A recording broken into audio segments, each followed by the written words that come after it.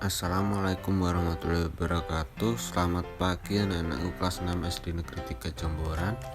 Bagaimana kabar kalian hari ini? Semoga selalu dalam keadaan yang sehat. Sebelum kita mulai pembelajaran hari ini, marilah kita berdoa menurut agama dan kepercayaan masing-masing agar dalam kita belajar selalu diberi keberkahan dan kemudahan. Berdoa mulai, berdoa selesai.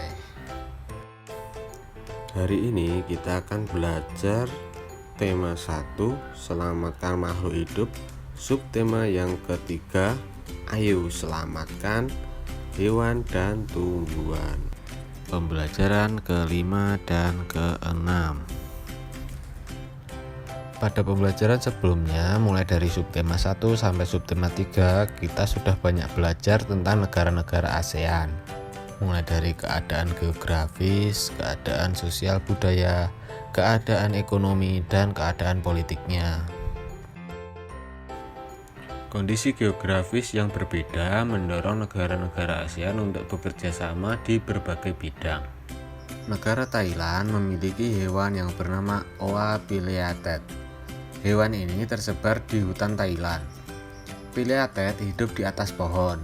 Jumlah kera kerdil ini tinggal 32.000. Jadi Oa pileatet ini adalah kera kerdil atau kera yang sangat kecil yang hidup di hutan Thailand dan jumlahnya sangat sedikit sehingga sangat dilindungi di negara Thailand. Selain Thailand, negara-negara ASEAN memiliki flora dan fauna yang langka. Di Indonesia sendiri ada misalnya badak bercula 1, kemudian harimau Sumatera, komodo, orangutan. Itu adalah fauna yang sangat dilindungi di Indonesia. Sedangkan untuk flora atau tumbuhan yang dilindungi di Indonesia antara lain adalah bunga bangkai atau bunga Rafflesia arnoldii. Bunga Rafflesia hidup di Taman Nasional Bengkulu. Bunga ini mempunyai ukuran diameter bunga hampir mencapai 1 meter.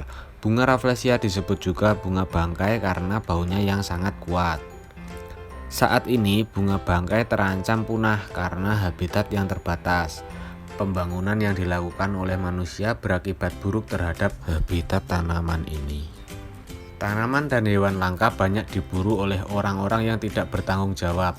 Indonesia dan negara-negara yang tergabung di ASEAN bekerja sama untuk ikut melestarikan flora dan fauna langka.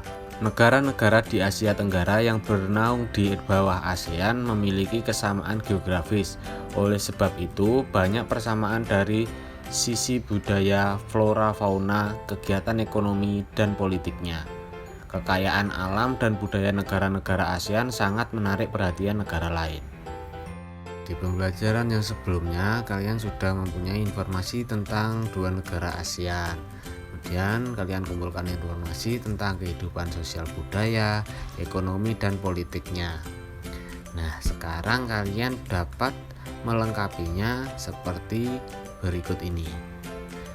Kalian dapat membandingkan dua negara ASEAN dan menambah informasi mulai dari kehidupan sosial budaya, keadaan ekonomi, sampai keadaan politiknya. Sebagai contoh, kita bandingkan dua negara ASEAN antara Indonesia dan Thailand. Yang pertama, kita bandingkan kehidupan sosial budaya Indonesia dan Thailand. Indonesia merupakan negara kepulauan terbesar di Asia Tenggara. Indonesia terdiri atas berbagai suku, agama, dan budaya. Thailand adalah satu-satunya negara ASEAN yang tidak pernah dijajah bangsa Eropa. Ramagen adalah cerita nasional Thailand yang mempengaruhi kehidupan masyarakatnya. Sekarang keadaan ekonomi Indonesia dan Thailand. Indonesia mengekspor hasil bumi seperti timah, tembaga, besi, minyak, gas, dan nikel. Selain itu, Indonesia menghasilkan pupuk, tapioka, karet, kopi, kelapa sawit, dan tembakau. Ikan tuna, udang, dan teh juga diekspor ke negara lain. Mata pencaharian penduduk Thailand adalah pertanian, kehutanan, pertambangan, dan industri. Penghasil beras terbesar di Asia dan 3 sedunia. Dijuluki gajah putih. negara 1000 pagoda, dan lumbung padi ASEAN. Terakhir kita bandingkan keadaan politik Indonesia dan Thailand. Sistem pemerintahan negara Indonesia berbentuk republik. Pancasila merupakan dasar negara yang ditetapkan oleh para pendiri bangsa Indonesia.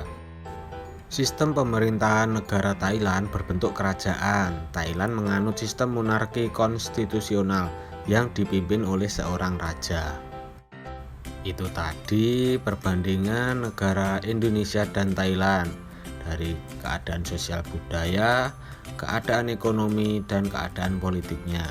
Kalian bisa membuat contoh perbandingan dua negara ASEAN yang lain.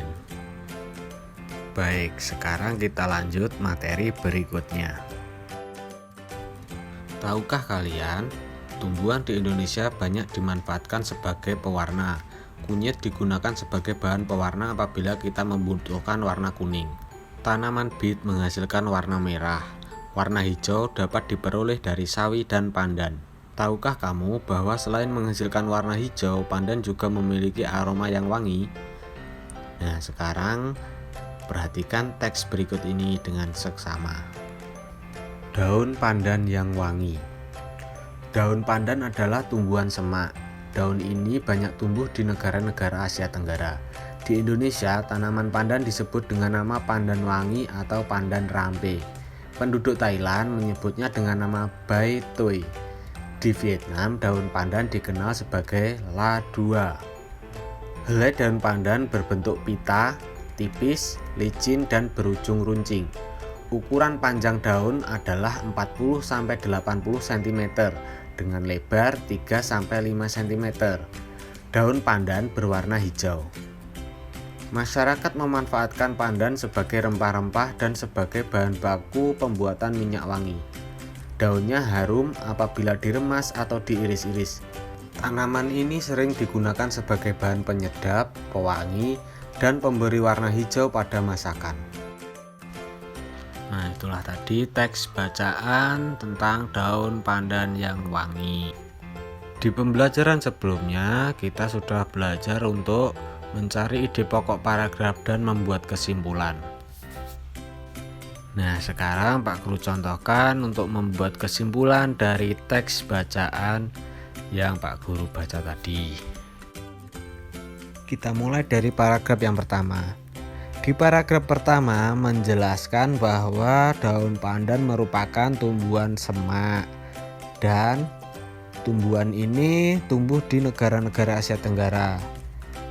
Di paragraf pertama juga menjelaskan sebutan lain daun pandan di negara Indonesia, yaitu tanaman pandan disebut dengan nama pandan wangi atau pandan rampe, dan penduduk Thailand menyebutnya dengan Bai Toi.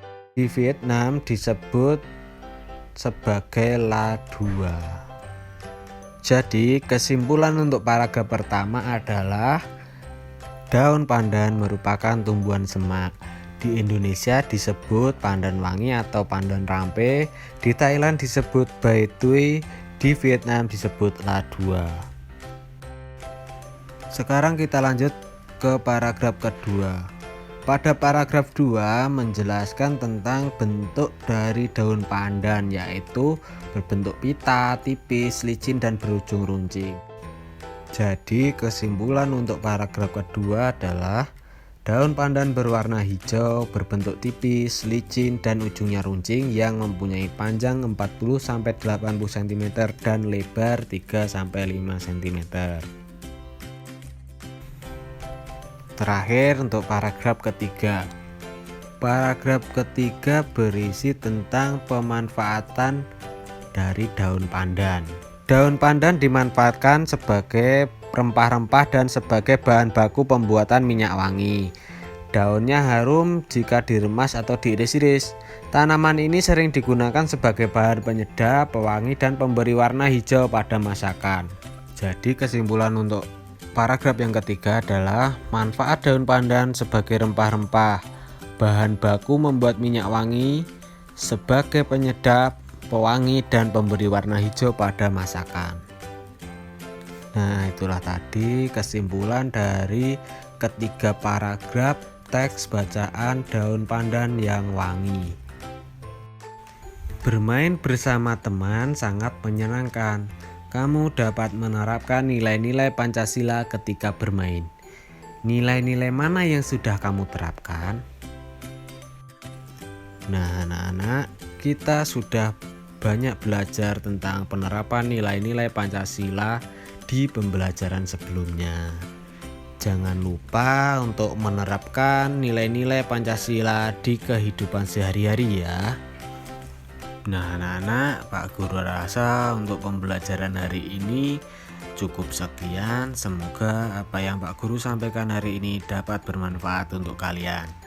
Terima kasih atas perhatiannya. Sampai jumpa lagi di pembelajaran berikutnya. Wassalamualaikum warahmatullahi wabarakatuh.